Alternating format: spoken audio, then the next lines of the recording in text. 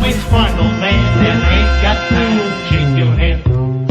Get that side check, put it in pockets like it's back. Going downtown. Sorry if I don't sound great. I am sick, but I am still going to do this review because that's what I do for you guys, because I love you guys. So, I popped in Dragon Ball Xenoverse, right? Expecting to fall in love the second I got into the story, because the game promised you to kind of let you experience the DBZ story in a new light. Trunks is having problems with the time history, and you got to go and fix it to make sure it ends up the same way it did on the show. So you get a lot of what ifs, and I love that because that was the best part of the first Budokai game. So I put it in, I let the graphics play. I'm like, okay, this looks pretty good. I smile, and then I'm thinking, this is the DBZ game we always wanted, or so I thought. Indeed.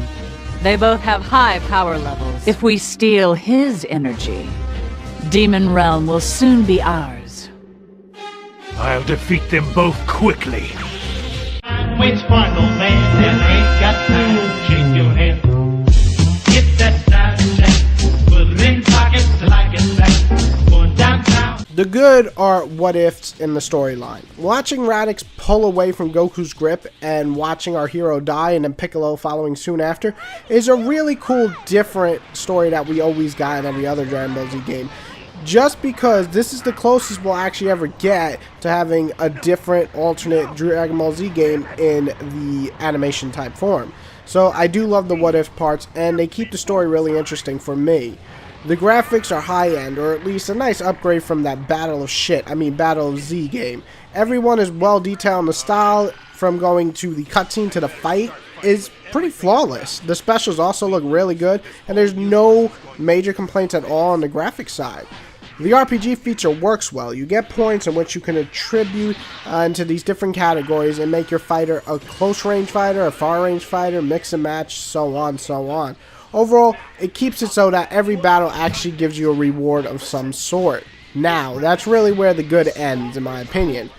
First on the bad list. The voice acting is pretty much phoned in for most of the actors here. I was almost baffled at some of the voice acting, actually, especially from the shit that whoever voiced Frieza. It just took you out of the story, and it was just, horrible at some. Who are you? No, I don't need to know. You honestly think you can win? So the combat seems to lack much depth. You get enough specials and supers to make it pretty fun, but the combat itself stays mostly the same with every character. I never felt a major change, and if you thought that the Tenkaichi series was samey with all the characters, don't even bother with this, because basically every character is the same, minus the specials and supers. Also, the hub world is pretty much the most boring thing to ever travel around. In between main missions and side missions, you basically walk around this boring ass town that's split into 3 sections in which you can buy new armor and skills, but it would just serve better if they were menus. That way you could just easily go through the shop, buy your shit, and leave instead of walking around this dumbass hub world. And now the uglies. While the RPG feature is nice, it also makes the game go at a really slow pace at times. I want to go through the story mode. You know, the most interesting part of the damn game. Chances are, though, you have to grind at least somewhat or most of the time to get through the story mode missions by doing the parallel, aka side missions. Some of them are just really bad. You're thinking, oh, more side missions, more length. But no, most of them just really kind of fucking suck. They are boring, and all it is just killing a lot of countless baddies and wasting your time, and then fighting a big bad that takes more than 3 minutes to fucking finish off sometimes. Nothing is exciting. It's just time filler to extend the game, and you know, anybody who watches that, that's a big old fuck you in my list when you're making a game. Also, the servers suck balls. Half the time you can't connect, the other half you'll be kicked off. What's the point of having these online features and building a game around them if you can't even use them correctly? Fuck that. Which final man that ain't got to shake your hand? Get that side check, put it in pockets like it's back. Going downtown. Listen, I love Dragon Ball Z. I've seen it more than I should. I've seen more of the movies countless times than I should. I own the action figures still somewhere in my room upstairs that my wife for some reason lets me keep.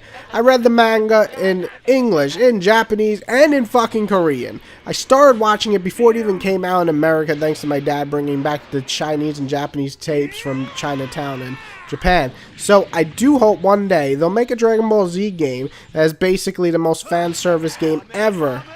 And just so much fun. Kind of like what Tenkaichi 3 and Budokai is. This game is just a bunch of fluff. And I can't give it thumbs up to buy. If you see it cheap or you want to rent it, sure, you might get some love because it's the mass amount of fan service they do try to provide. But the game is actually not that fun to play. You make your own character super fun, but playing it, not so fun. However, if you're expecting another Budokai 3 or Tenkaichi, you will be sadly disappointed in this one. This game is borderline a 5 or maybe a 6 out of 10 if you're a big Dragon Ball Z fan. If you're not a Dragon Ball Z fan, it is easily a 5 out of 10. And you can definitely tell this is just kind of like the bones in the structure of creating the real great Dragon Ball Z game that we all want.